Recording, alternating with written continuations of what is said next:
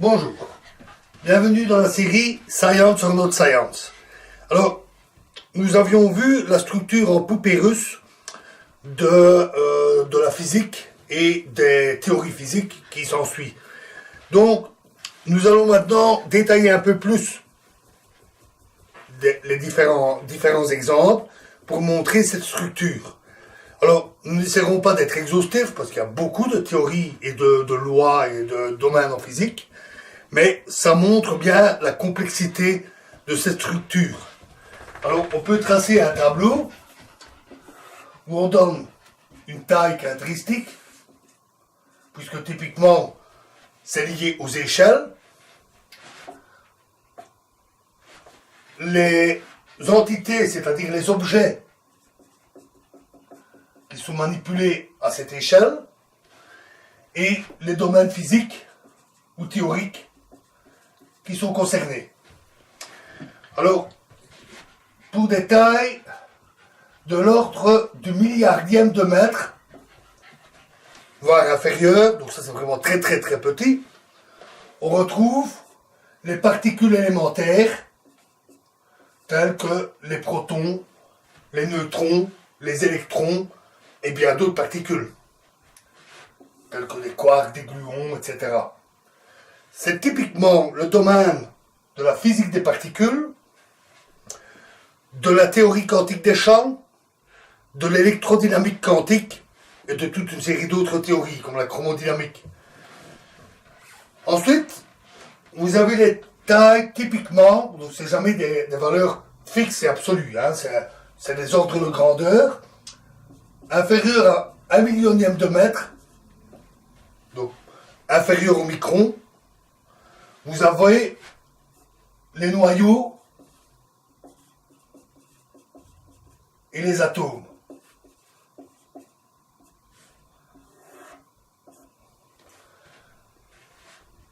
Là, c'est le domaine de la physique nucléaire et de la physique atomique.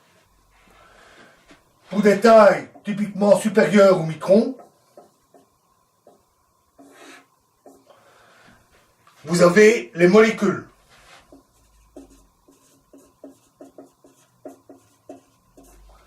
Ça, c'est le domaine de la chimie. Pour des tailles de l'ordre du millimètre ou plus, c'est le domaine des matériaux.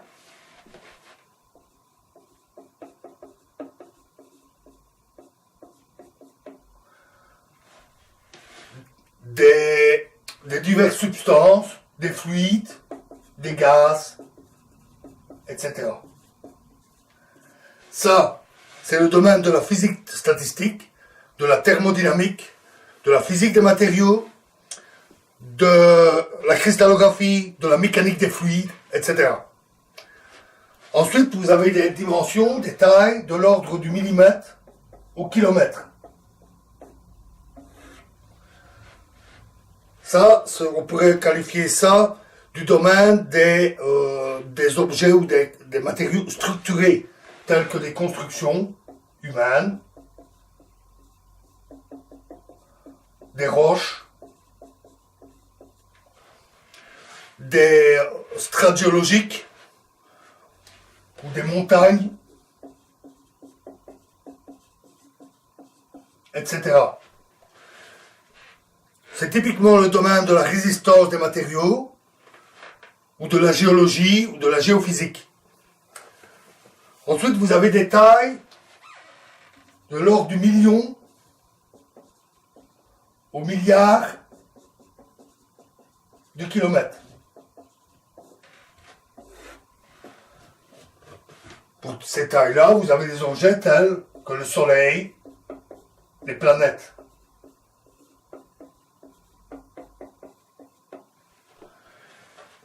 Et le système solaire. C'est le domaine de l'astronomie ou de la planétologie.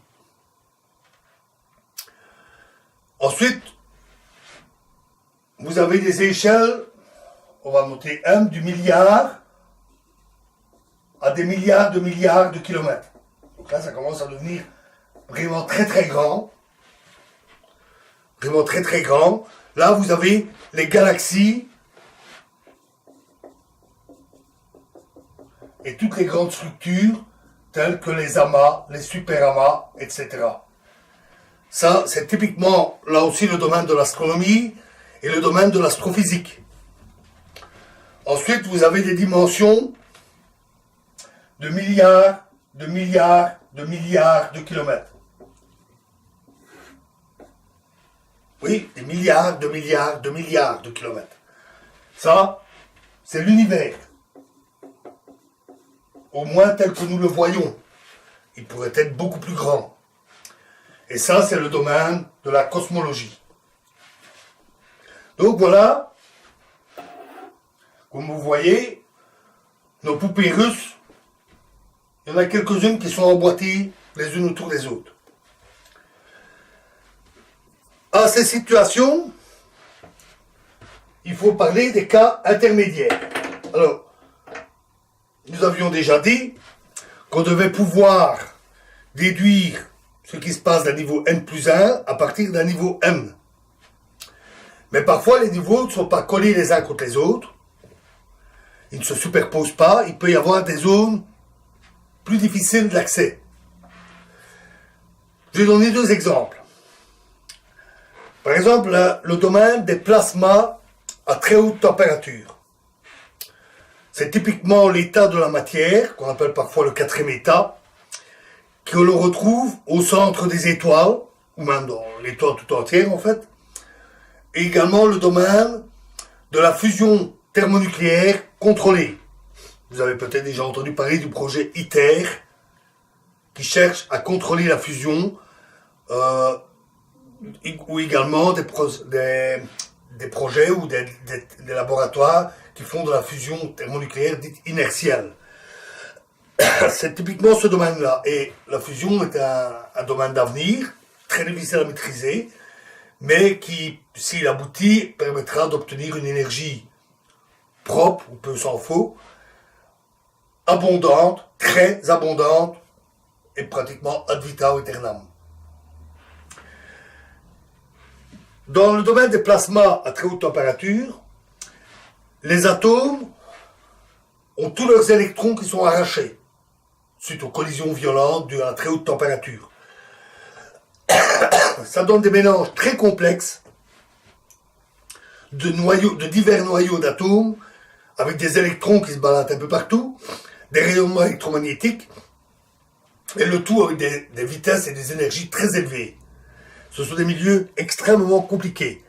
Ils se trouvent en plus à l'interface de la mécanique des fluides, de l'électromagnétisme, de la physique nucléaire, de la physique statistique. Donc c'est vraiment un domaine qui chevauche, qui recouvre toute une partie de notre poupée russe. Et les calculs théoriques et les calculs numériques faits sur ordinateur sont extraordinairement complexes.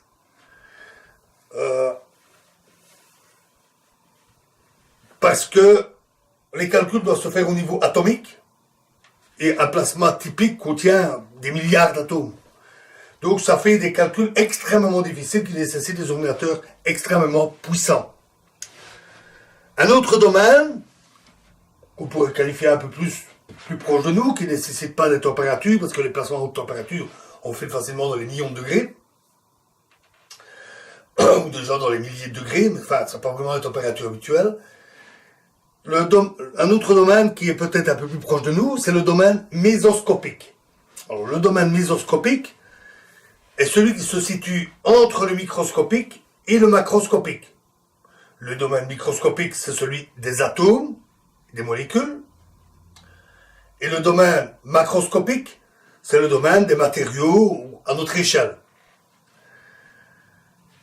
Le domaine intermédiaire, appelé mésoscopique, concerne la microélectronique, telle qu'elle est arrivée actuellement avec une miniaturisation extrêmement poussée, les nanotechnologies, qui sont en plein essor, vraiment en pleine explosion, avec déjà beaucoup d'applications, tant du côté de la microélectronique, bien sûr, mais aussi pour la conception de nanocapsules qui servent à libérer des médicaments dans le corps, ou fabriquer des nouveaux matériaux, structurés à l'échelle nanoscopique ou mésoscopique pour des applications dans le photovoltaïque de haut rendement ou dans les écrans à LED souple, etc. Il y a déjà pas mal d'applications, mais on pourra certainement en tirer des applications innombrables et extraordinaires quand on maîtrisera mieux ce domaine. L'échelle typique du mésoscopique se situe entre quelques centaines à quelques dizaines de milliers d'atomes pour une structure typique. C'est beaucoup trop peu pour pouvoir employer des effets statistiques.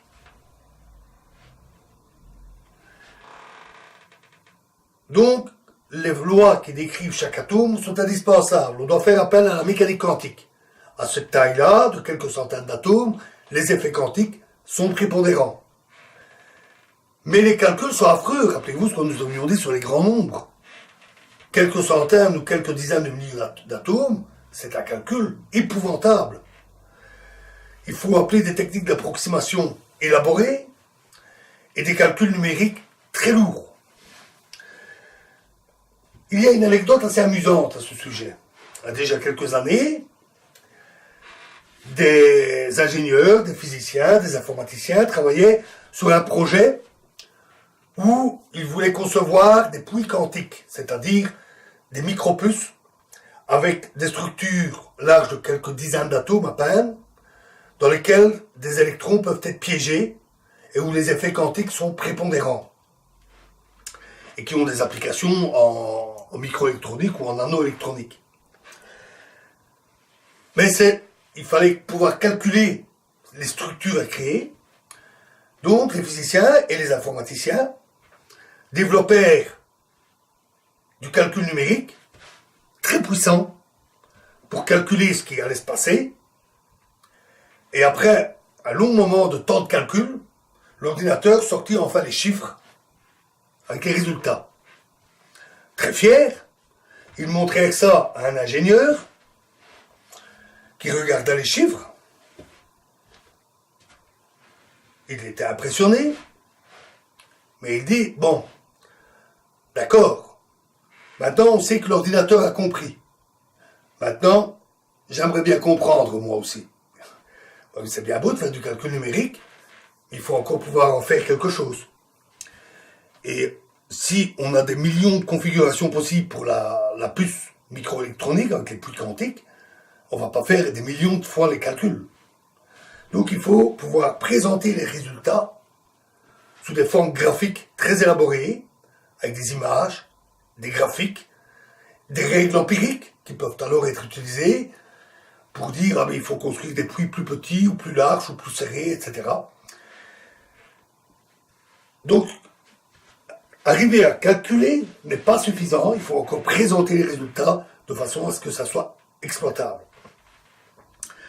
C'est des domaines très difficiles, extrêmement difficiles, et qui sont en plein essor actuellement. C'est vraiment un des domaines de pointe en physique des matériaux. Il y a des milliers de laboratoires dans le monde qui travaillent dans ce domaine-là, et ce, tant dans le domaine expérimental que dans le domaine théorique. Voilà, donc pour toutes ces structures poupées russes avec cet emboîtement et tous ces domaines intermédiaires qui vous montrent à quel point le monde est complexe et la physique qui le décrit. Alors, dans la prochaine vidéo, nous allons nous attaquer à la question de comment expliquer du compliqué avec du simple. C'est-à-dire comment expliquer ce monde si complexe avec des théories basiques les plus élémentaires possibles. Je vous remercie.